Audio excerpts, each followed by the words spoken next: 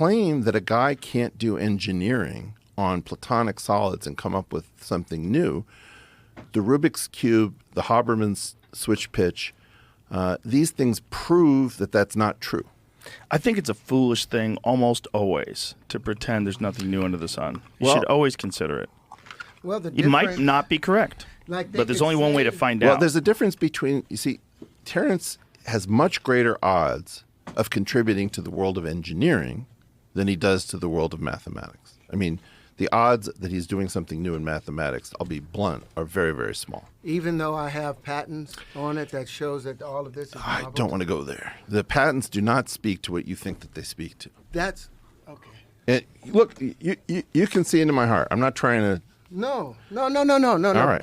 But we were talking. I told you that they produce a supersymmetrical structure. When you say supersymmetry, I don't know that you know what a supersymmetry is.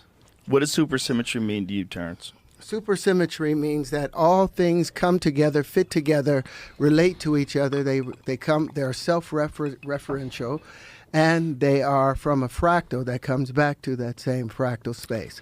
That's supersymmetry. So what you mean is a symmetry that is amped up, but supersymmetry is a reserved term that means something hyper-particular. And that's what this between is. Bosons and fermions. That's what this is. This is the bosons. For the layman out there, the boson, the cloud, the whole boson thing is the force field or the energy field. The fermions is considered the matter aspects of it. So if we can go into he's got 5 of these patterns, one of which he calls the. But what is wrong with the term supersymmetry?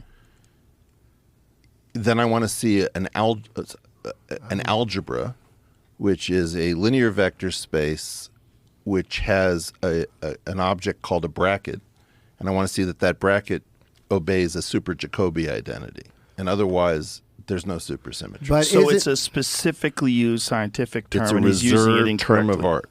Yeah, but it's geometry is its own proof. Supersymmetry in geometry allows you to visualize, like you look at the ocean and you see the supersymmetry associated with it. I think what he's saying is you're talking about a thing and you're using the term supersymmetry, and he's saying that supersymmetry only applies to a very specific thing. Because in their that's math, been defined. No, in their math, the platonic solids, like I said before, have a discrete symmetry. You can only line up the blocks and all of those things. You can't put all of them together and tell a full story to where they fold into each other.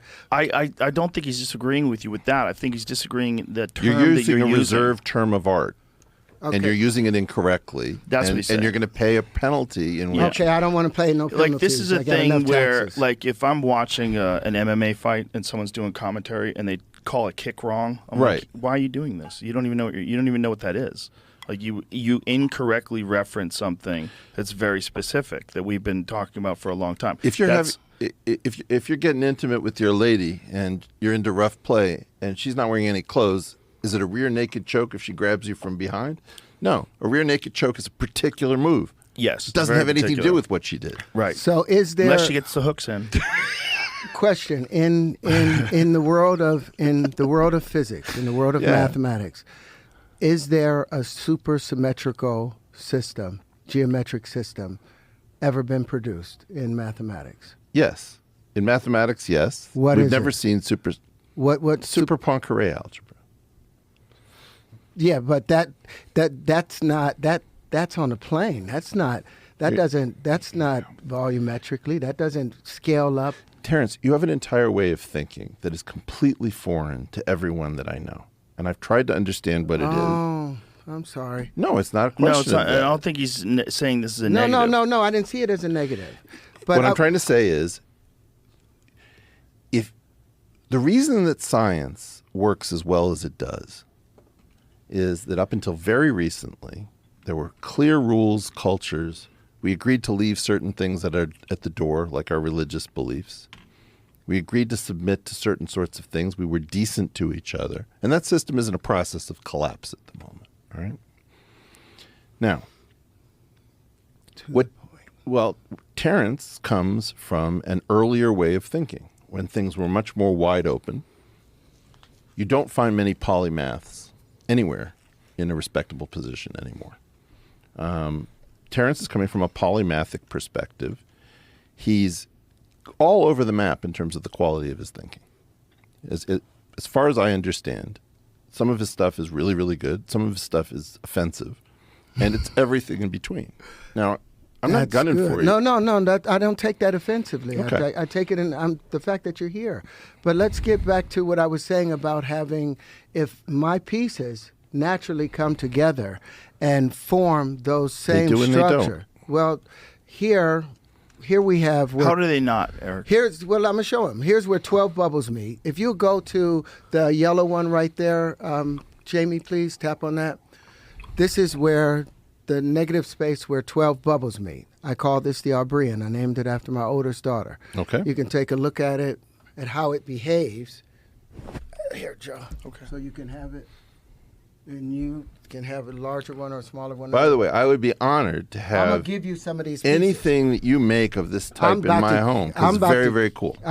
So when I put 10 of them together, they look like this. Yeah. I put 20 of them together. They make a natural icosahedron Yeah. without breaking any rules. I'm saying that the I believe in this. This I don't disbelieve. I haven't gone through the math, but I don't disbelieve this. I'm not